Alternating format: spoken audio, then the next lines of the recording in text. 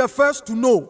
Nsem-Pii TV. Former Chief Justice Gloria Sophia Ekufu Eka Council of State of President Mahama's administration. I imagine say Council of State and it's now current Chief Justice Gertrude Tokono case no so hearing the various petitions and what the Council of State as well as the President of the Republic of Ghana.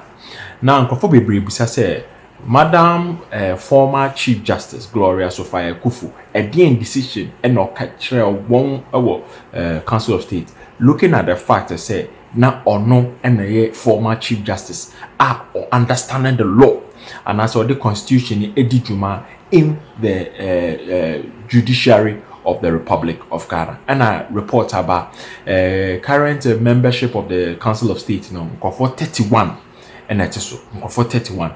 Now out of 31, 30 and a vote 2 year say almost supported say the current Chief Justice or prima facie case to answer.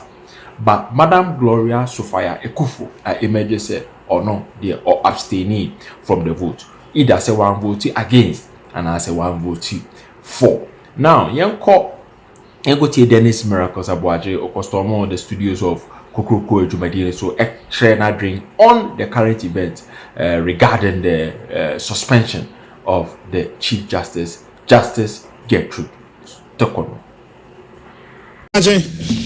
Hello. Let's say here's my report on a year. A year the I am monster. I mean, sitting arrangement, you know, St. Peter's Square.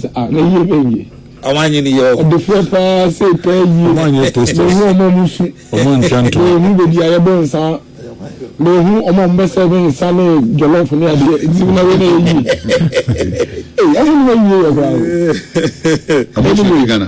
Hey, I think, sir, I cannot quite swan. It's the Reverend Reverend is to see any recommendations. I cannot quite swan. But no crap, and say, Reverend Gentleman say, if you bra your friend, Nankupo a friend, you want to be blue, no chair. No, the chairs here, you know. You see, all come over from. Because Reverend Ampanka, some way, I know Reverend Casage to the but, if you have a friend about what he here. But Reverend, until so friend about Banadi, yeah, a done as I say a cancer. See, just a political, a law. Law, me a clear, be only about 20%. By a political, don't tell me I say political and say. Politician and not your opposition leader. Any so my way, your executive, legislature, and the judiciary. Each of these arms of government don't hear papa entina and Branica say, "Mo be am fan home borobo obidium." No be enya ne ho. And then Obampenia Kasako Dina NDC for lawyer for him. And don't forget to say NDC for the DKT NDC Lawyers Association. In fact, up to 9 people be. You be. NDC for NDC Lawyers Association of conference. Yeah, okay. And I could be a lawyer for him. Some of my TV so say, Doc, your NDC or your lawyer. Reverend NDC your lawyer. Could just fancy NDC your lawyer. I know one can you only probably no more commentary on radio and TV. Yes, you're a legal practitioner. But I'm not a man who's a way NDC. So the assumption is that someone come association on the NA can answer MD before. So let's put it on the record. Say, a woman of the kind of side way buy and brand and name. But I'm from to change. On the meeting, I say, and on Mampini, then opposition leader catch them say, Yan judiciary, no, I say, now your bench, no, and what to say about balance bench, no. That was one statement in me, they discuss it with her. You know, some stores, okay, say, as I say, a clean judiciary, no, no, young to me, clean judiciary, no, with the same Chief Justice. And what does it mean? Young to me, CSC judiciary, because in your opinion, and don't forget, say, look, as at the timer, or Mampenika says, you know, now whatever issue with judiciary was only a perception. Yeah. You perceive, you know, continue being Kunima, you need to become a judge with your bias, and a judge, why you say, sir, a perception. And that was a period that, and then this is court, only we near democracy is thriving, the judiciary is doing its work. This is how rule of law works. Adiachi the same court, the same judge. Them case when they did MPP judges. Koyama, all the Supreme Court judges tags, so unanimous FC. So sabe. Ninya to me trauma dream. Sorry, I said double in ma. That was the tagger. Opposition leader, now president, and then the party, and the judiciary. And a few months to elections. O catch Ghana for general party lawyers and catch on say, you best see judiciary when they are. Just say you Chief Justice for what you have put in the minds of the people and say, when the charge such Chief Justice we know, and to me, yeah, Juma. Fast forward, within 100 days, to me repeal a law on Galamsey, law on mining, LI on mining in forest reserve. To me, over 180 MPs. Within 100 days, promise university for so much school fees. I'm going to be here. Within 100 days, Galamsey, you want I escalate or MP or win. Nanam so I Galamsey. Will Upper Denture East, we say Upper Denture West, what baby, will chairman and no party for air busso for. Woko Etiwa Easter, will party for Jigalamsey Aboso. To me so annoyed. Nyama who can after over Galamsey, I won't to me ye. Ubaya 120 day social contract, one out trouble you. To me, you more than 40% in po. No, what to me, my party for cultural fictitious. Any nonsensical petition. What day? Nonsensical petition. Dennis, no, nonsensical petition. Okay, what of a petition and person? As a watchman in security. What of a petitioner and person? Okay, what of a petitioner and person? And Tassum and to the opposite check. Yes, I make no tree. So the first and to Wasum does not mean Saint Thomas. What kind of a missing karma, Miss and Tassum and to Wasum and Cousin Thomas. One was the one. Da. No kind of thunder. What probably you were in a million. What of a petitioner and Tassum and to Wasum and Tassum. Okay, and Tassumaba. Say, your favorite Chief Justice said, number one, petitions on pompons when you. We say Chief Justice Radia Bakwa India so you dey say the staff judicial service staff will be ni omo honsam and a Chief Justice and suspend you say a transfer on no judicial staff and look at petition no Adia Bakwa ka petition no so say Chief Justice re ne ba eni ni kuru etukwan akwa abroche on my account into yenadi Bakwa ka no say Chief Justice and other judges at na case bi so na sa case no so mo si din no woni na nya adwe nti yin na di the to so nine and say Chief Justice and lawyer bi nya kasa wo court enti yin Chief Justice edi na sabe na now nti mo wan kasa we Ghana ni also a right to speech etazum etowasum enya me na meka usuro me and based on this and to assume just and Thomasum and as and to be so want to be uncountable just want to be uncountable want to be state position as I didn't engage in ever talk now we are the account position they are want to be and for the records we want to be anchor based on this we see any Chief Justice baby no problem fair enough you petition number but when and so the fact say petition is politically motivated based on their own now maybe a tremendous and this will be free team sanka Ayeka be in kama count whether that say Chief Justice we no on to me fani kini judiciary na nkan komo bi ani ho anka kasakasa bi ani ho but sisi ade whether you like it or not and your perception a matter of fact reality say we was sending na okan no and I instigate petition no. Then we come to the other side of it. Meaning say Chief Justice or Purompo or Kodada. Because I didn't premeditated. Into a coin be a befaso a bema would be money near Hango Noko and from home. I am a some. Because like I keep saying, Sawokofa, my member being a crab Chief Justice. All from Raffle Fro and from the Diasem. A gun and ran on the Diasem. Some Tom Raya, Chief Justice into my family from the and from Inko into me from home. After all, Superior Court were the company. say your chief justice in one of the cases so on the dorsal it was about one year into me and yamasam. But my concern is that the Wabayemi said this time, no, you have not only created and I just created a sense of perception of bias with the chief justice who you have actually made it a reality because Reverend Obia Odin Bebiano, the fact of the matter is that when they are own things will pay and look at you. This is the biggest damage any political party or government can do to our judiciary.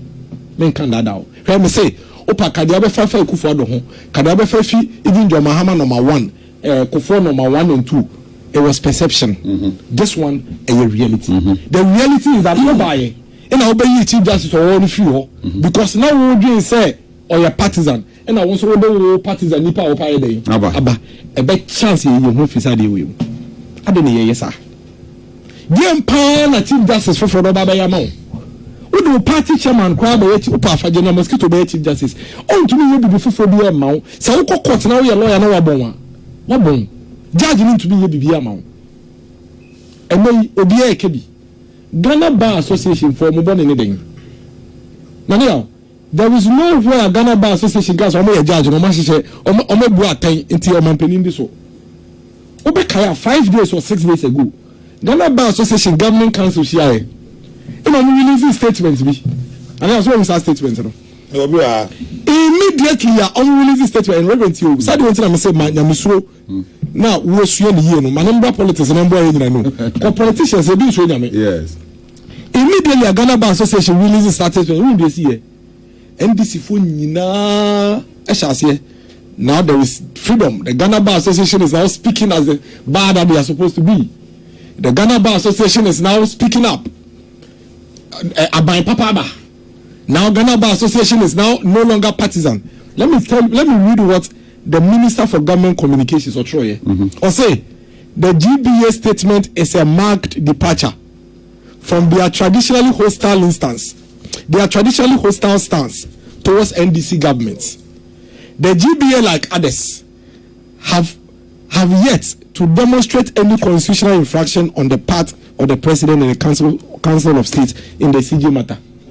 Let's just say, all of a sudden, some statements, they were all hailing it, say, oh, Abai Papa Bantafede, what's a GBA for, and Canano, and Comcast United NDC.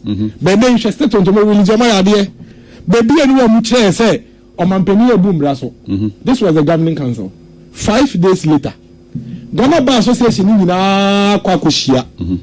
I feel the Ghana friend is a government council statement in the can't say, or Mampeni from the Quanso. Now, on PFA accountability and transparency, and that was the governing council's summarized statement. But this time round, the entire body now, only in a lawyer for individuals in Kwakushia say, you should be a Mampeni now. Ye gidi say e fa baby no em say yambra kwan so enti ye ntwe na do ye dey enti so omompani suspension of the chief justice in there and the feel say na we see aye dem say one from bra kwan so they didn't even say there's something wrong with suspension no almost say there are certain CSB as say determine how this will be done now when you may disagree with them, you may share a different opinion with them.